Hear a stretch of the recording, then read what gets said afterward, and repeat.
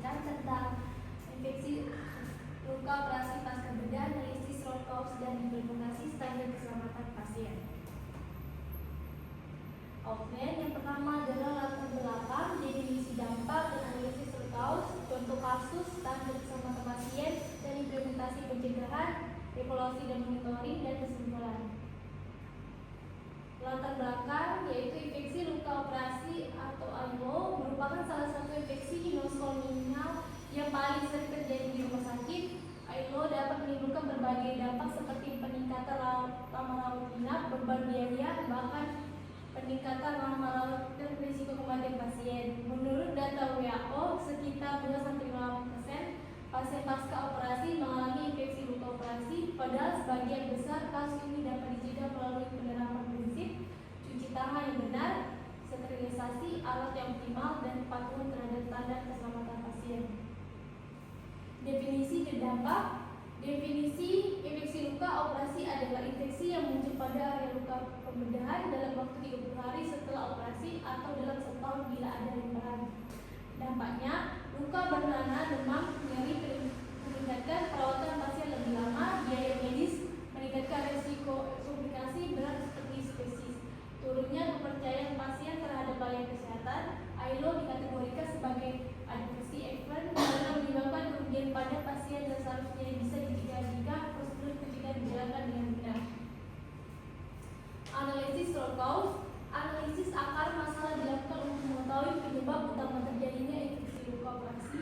Metode yang digunakan adalah fishbone diagram atau Ishikawa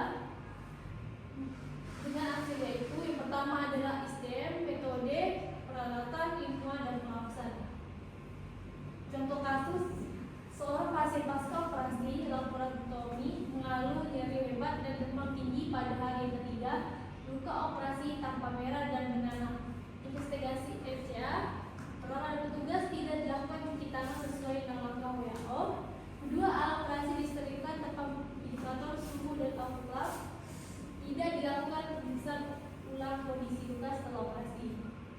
Jadi, dari kasus di atas, kesalahan kecil dalam kepatuhan prosedur sterilisasi dan keberhasilan tentang tangan dapat dibagi-bagikan fatal bagi pasien. Standar keselamatan pasien berdasarkan Permenkes nomor 11 tahun 2017 dan standar KRS ada 6 sasaran keselamatan pasien atau SKP.